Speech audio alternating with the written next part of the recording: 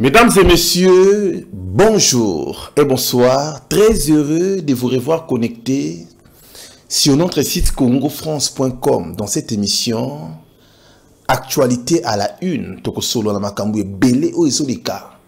Nakati yamboka na biso Congo. Félix Tshisekedi Tshilombo au Japon. Ake kosala nini pe ba contrat nini oyo ye a signé kuna. Mesdames et messieurs, tu peux développer au cours de cette émission Actualité à la une. Nakati ya Congo central, Bakangi, vice-gouverneur, ni Nakati ya Ndakwa Batu. Qu'est-ce qui s'est réellement passé? Mesdames et messieurs, la vérité, Nakati ya émission Oyo. Gouverneur ya Congo central, a sali ba genimi pona ko simbisa vice-gouverneur na etouche. Mesdames et messieurs, restez branchés connectés. Na minute tozolo ba awa Martin Fayoulou de retour a créé coalition moko ba benyango dynamique de l'opposition vérité des urnes. Mesdames et messieurs, au cours de cette émission Actualité à la une, après si ba impression par rapport à la sortie à gouvernement. À ça d'accord, toi ça d'accord t'es. Mesdames et messieurs, tu développer au cours de cette émission Actualité à la une. Oli Ilunga, convoqué par la police sur la gestion des fonds alloués pour la lutte contre Ebola. Oli Ilunga Oyazalaki ministre de la Santé. Ba convoca qui, mesdames et messieurs, pona la police nenge bazosala ba enquête mbongo oyo ebimaki pona Ebola ye atie yango wapi. Makamboza ebele otokosola, mesdames et messieurs, na kati ya RDC, na est, des miliciens Maï ravissent 2 armes aux militaires à Beni. Ba militaire na biso na kati ya Beni ba botoli bango minduki. Pa ba Maï. Makambo za ebele otokosolola. Emmanuel Shadari Ramazani sort de son silence. À l'obbi, il faut qu'on respecte le président Félix Tshisekedi Tshilombo. Yende président numéro 1 ya Congo. Qu'est-ce qui se passe dans la FCC? Awa Emmanuel Shadari a commis kondima boye. Donc solo la yango au cours de cette émission Actualité à la une. Je suis votre frère Didi Dipumba. Mesdames et messieurs, et c'est mon angai, et c'est à côté les maliboso na bino. Na yelelo na kata banda kuna bino pour en informer bino. Félix Tshisekedi Tshilombo na kata Japon, tango gouvernement bimi ya kei.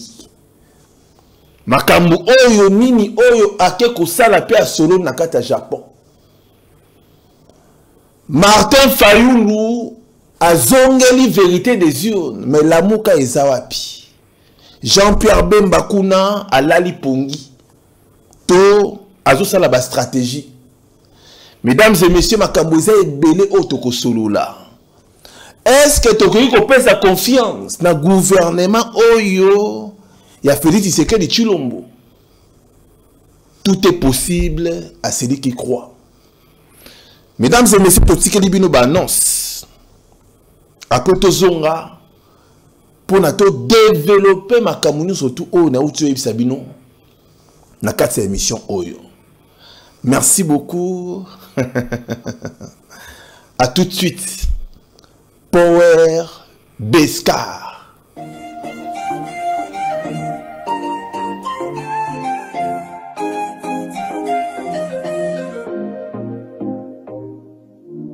Power Beskar, une équipe de professionnels à votre disposition. Power Beskar, location de grand luxe à des prix concurrentiels.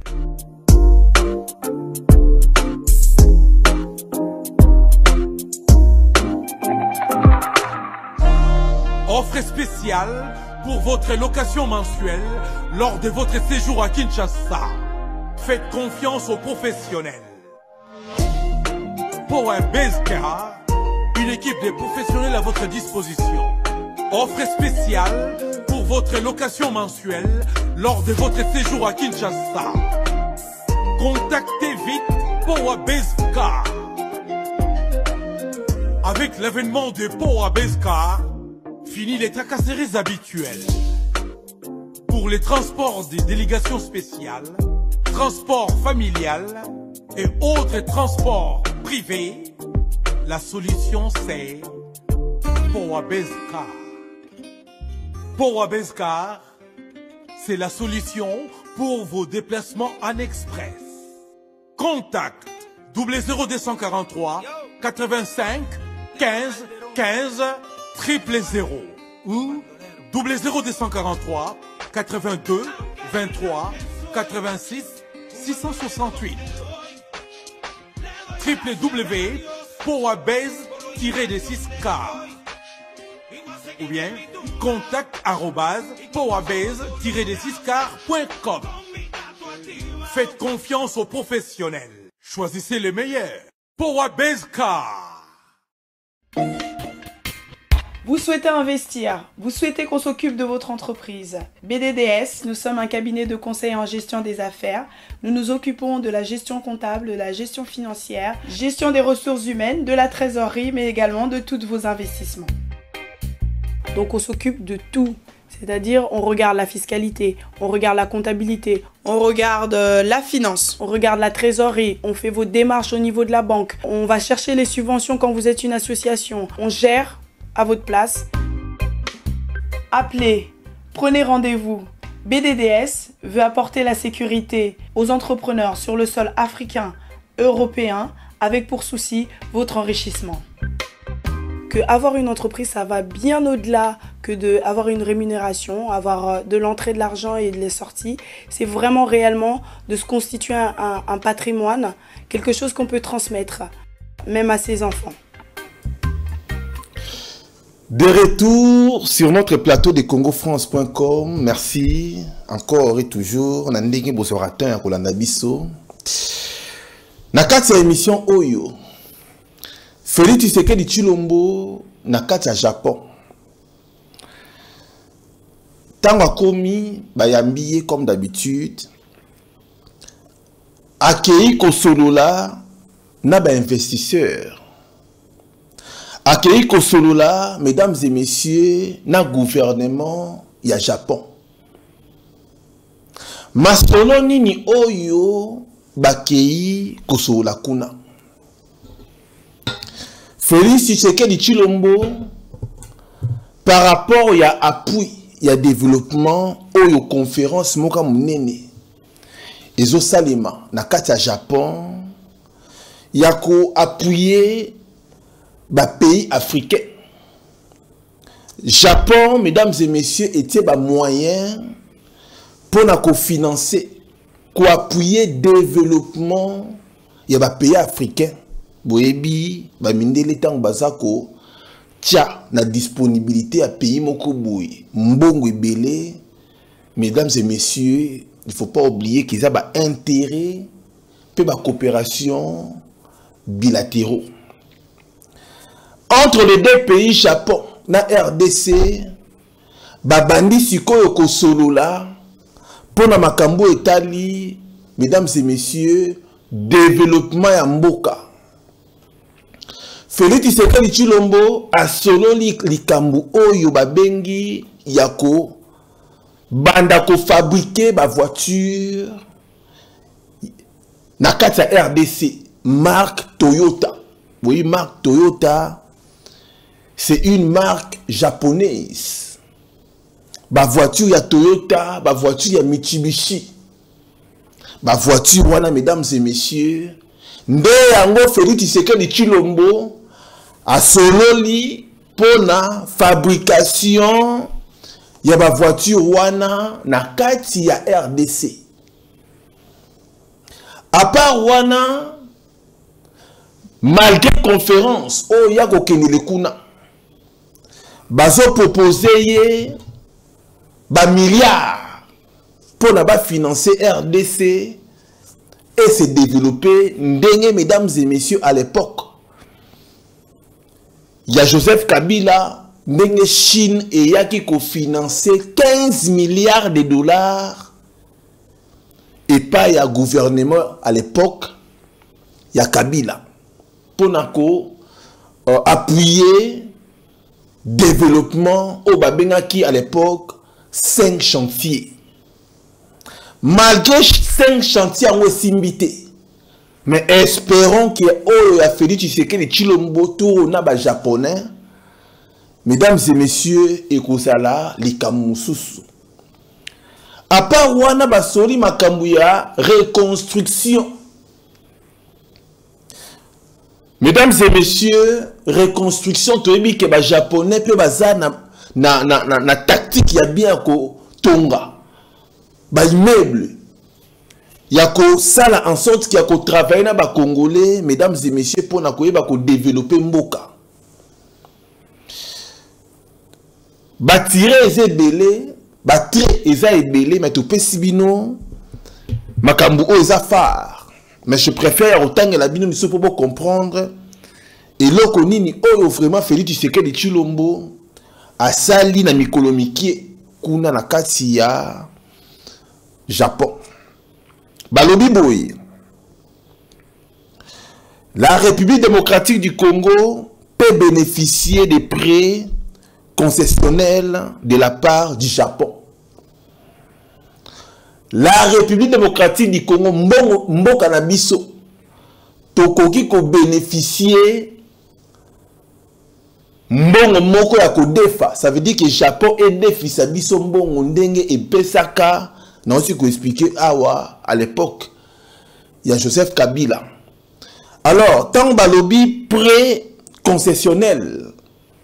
Un prêt concessionnel ezali ezali que ozana droit ya ko defa mbongo mais intérêt et kozana se pe mbongo oyo ko defa mbongo wana ekozala illimité. Ça veut dire que okosenga nyonso oyo lingi bakopekisa yo te, mais suka nango kaka yeba ndenge nini okozongisa mbongo wana.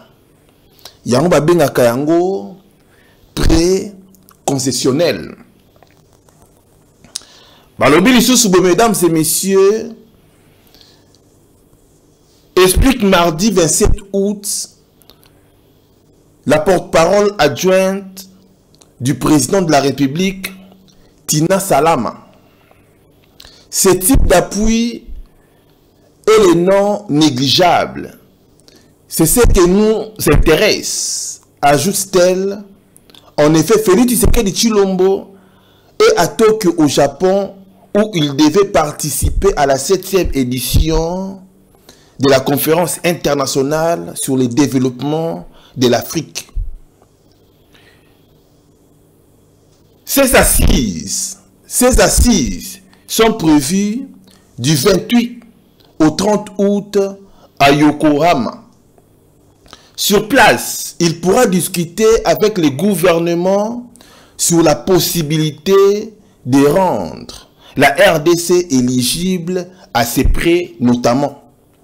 La RDC n'était plus éligible puisqu'il était insolvable. Le Japon avait financé par le passé les ponts Maréchal qui n'a jamais été remboursé ou payé par les gouvernements congolais. Et du coup, on n'était plus sûr.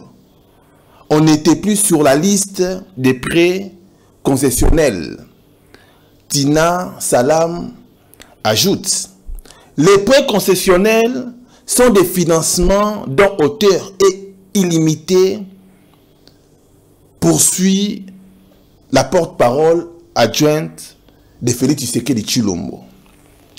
Ndenge na oti koyebisa bino awa soki tobito continuer mukie Balobi, il y a l'appui technique qui consiste tout simplement à une sorte de renforcement des capacités dans les différents domaines. Les Japonais pourront aussi faire des dons pour attirer les pays africains. C'est le deuxième appui, ce sont des dons non remboursables. Mesdames et messieurs, c'est ainsi que le président de la République va rencontrer les responsables de ces entreprises, là comme Toyota, Mitsubishi et d'autres entreprises où la voiture. Dès que tu peux expliquer, mesdames et messieurs, que Félix Tshisekedi Tshilombo na kati ya Japon accueilli na 7e édition oyo ba japonais basali ba benyango appui ya développement africain ya ba pays africains. Le coup la RDC là qui cité par rapport ya convention wana par rapport ya invitation au ba pesa ki bango Félix Tshisekedi Tshilombo accueilli ko kutana ba investisseurs accueilli ko kutana na ba entreprise ou fabrikaka ba automobile. Alors nous espérons que Tindenga azozonga awa azozonga mesdames et messieurs na ba contrat wana enfin que Japon est délégué ba entreprise na yango na kati ya RDC pona et fabrikaka ba voiture Toyota na kati ya RDC ba voiture ya Mitsubishi na kati ya RDC pe ba voiture misusu et ça l'a fabriqué na kati ya RDC. Voilà mesdames et messieurs, c'est un bon projet, c'est une bonne initiative. Oyo ngana Monique Félix Tshisekedi akeko sala na kati ya Japon. Voilà au moins idée on a pesibino par rapport il y a déplacement il y a Félix Tshisekedi Tshilombo na kati ya Japon. Toleki mesdames et messieurs, dossier ya munene ekwei isa dossier ya Congo central.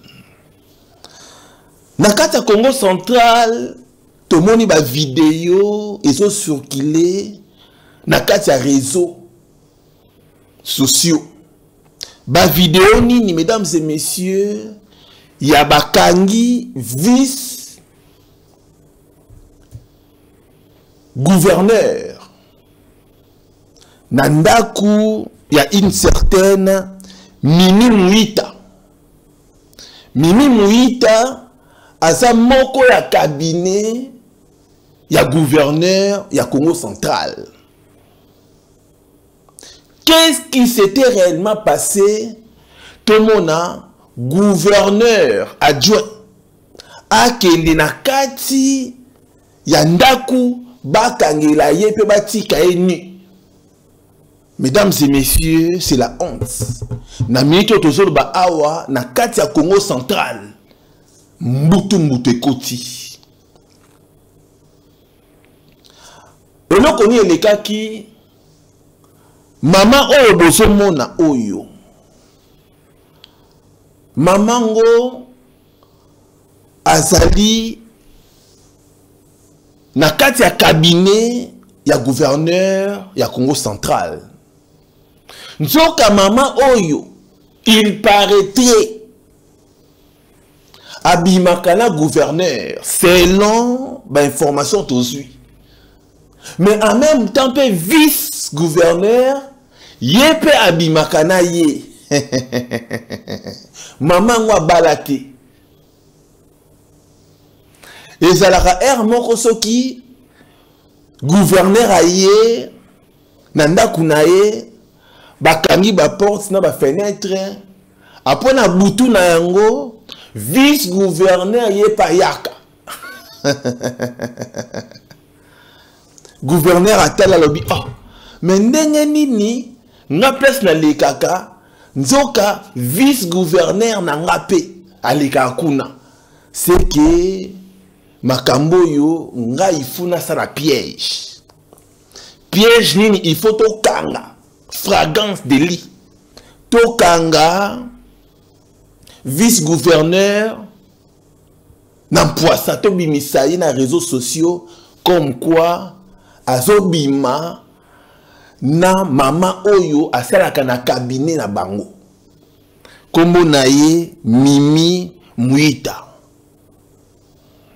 Nzoka mama oyo attendre piège na vice-gouverneur. Vice-gouverneur Azi appelle.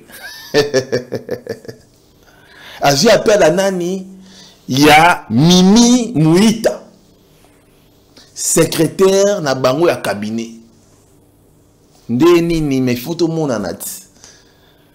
Muita nani Muita bengi abino. Il faut tout le monde na secrétaire nani gouverneur adjoint le binon, il y a pas de problème. Na soir.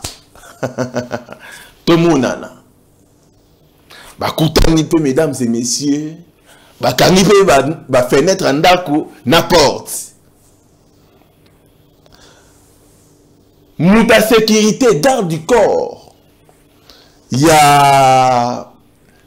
a gouverneur adjoint, mesdames et messieurs, la porte. Libanda, il y a le pango. Amona kaka, vice-gouverneur ya Congo central, atindi batu. Baye, bakoti directement, bakangi, garde du corps, il y a vice-gouverneur, bakangi, bakraka, nzoka Mimi Muita, oyo asalaka na kati ya cabinet, a piégé qui, mesdames et messieurs, vice-gouverneur, basimbisi touche, balongo lié bilamba, bapanzango na réseaux sociaux. Likambo ya nini? Likambo ya mwasi yango nani? Infidèle. Mais bozomo na ye côte à côte na basali ya Nzambe. To éviter soki palinga sala musali ya Nzambe piège to nini. Problème yango wana bandeko basepeli te ba oyo basoutenaka. Vice-gouverneur na ba oyo basoutenaka gouverneur ya Congo central batira aimé bandi. Pona nini botandre piège na vice-gouverneur. Même si eza makambo na bino ya bolingo, bozoya ko publier yango na kati ya ba réseaux sociaux.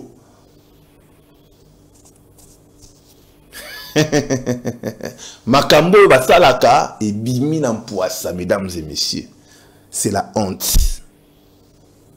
Batu oyo bazo diriger biso na kati ya Congo central, botala makambo basalaka. Au lieu balukelo ka libosi ya ko développer Congo central, bango bake na distraction ya ko tambolaka na mama oyo Mimi Muita. Mama Mimi Muita a komi ko filmer gouverneur adjoint tia bimisi na ba photo na misusu oyo na koyeko la sabino ate. C'est ça, mesdames et messieurs. Alors, Mimi Muita a lobby que gouverneur, vice-gouverneur a violé qui a kendaki ko porter plainte. Tant a porter plainte, a monique comme ko ele mabe, lelo tozolo ba awa a kei ko retirer plainte na ye na kati ya place oyo associate oyo a kendaki, mesdames et messieurs, ko funda vice-gouverneur oyo afandi oyo aladia oyo papa oyo. Mais likamba ko kama lisusu eza nini? Ba soldat, ba militaire bazoya ko filmer soldat akomi ko kanga vice-gouverneur na maboko. Mais vice-gouverneur, est-ce que a violé, toi violé? Selon l'information, tout ça, a violé. Et c'est là qu'il y a des pièges au batanda qui est. Parce que vice-gouverneur, il n'y a pas na air naïe, à Kangaraba porte, na ba fenêtre, gouverneur peut à Yararawana na air naïe. Maman, papa, toi, banako la paix sérieux. Ba maman, sériosité. et c'est la rappel bien. Place aux autres salles. Qu'on crée un biscade douanate. Surtout ce que ça pone musala ya l'État. Vous avez ça image nabino. Lelo awa. Mamango alati na ye. Bama puta. Ya église. Oh, to respectera mingi. Nzoka musala na ye. Il y a des systèmes. C'est ça, mesdames et messieurs, nous sommes à Kimia, na kati ya Congo central. Ma belle salate, ma piège qui vice-gouverneur. À qui piégé. Bon, et puis la politique, manga belé, bon, basé na besoin ba longo la vice-gouverneur. Ba remplacer vice-gouverneur Moussousou. Pour nanini, pour quel intérêt? Mesdames et messieurs, à suivre. Robenga, nakati ya Congo central. Prochainement, tu reçois la bino mutassure. Ou ya zakuna. Pour na bête la biso en langue et en détail. Dossier Oyo. Ya. Vice-gouverneur. Ndengeye Ayaka. Akotaka. Nakati andakwana. Akangaraba porte. Na fenêtre. Et ça Sony. Pemawa. Ndenge baso baby sa image. Yamboka na biso Congo. Tous les qui n'a dossier, oh mesdames et messieurs, Martin Fayoulou a réagir. Martin Fayoulou a lobby, c'est Kabila qui dirige. Martin Fayoulou a lobby, c'est Kabila qui dirige.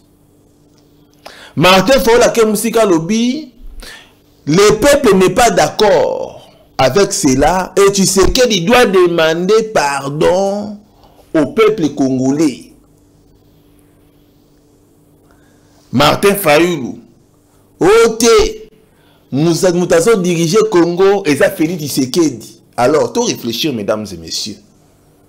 Ok, Moutou Azo Bimisa va na prison.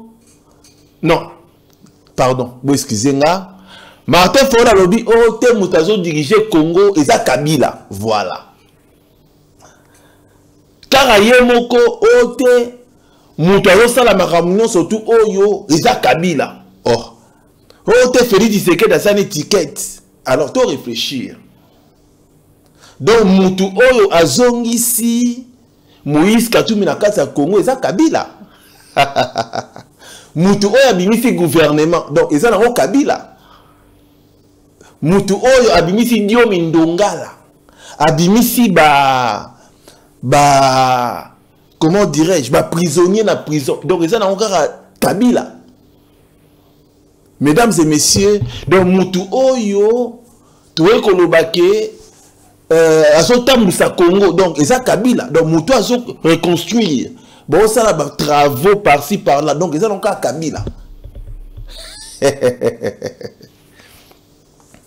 Mesdames et messieurs, il ne faut pas que mon Kabila partout.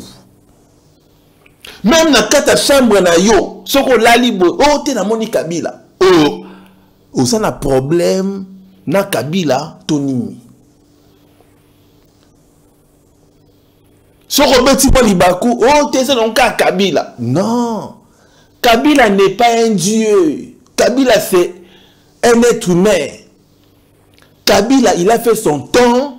Toti kaye à l'écart. C'est comme si biso tout ça qu'on invoquait à chaque fois na ba émission na biso, à chaque fois na ba défense na biso, à chaque fois na ba discours na biso, Kabila, Kabila, Kabila. Non, mesdames et messieurs. Il est qui ce monsieur Kabila? Il a fait quoi au Congo? Il a fait quoi pour les Congolais? Pour Nanini Martin Fayoulou tout le temps. Ok, Kabila Kaka, Kabila Kaka. Non, non, non. Et ça, n'est pas chrétien, au monde arabe. Ok, Satana, ok, diable, ok, Ndoki. Té.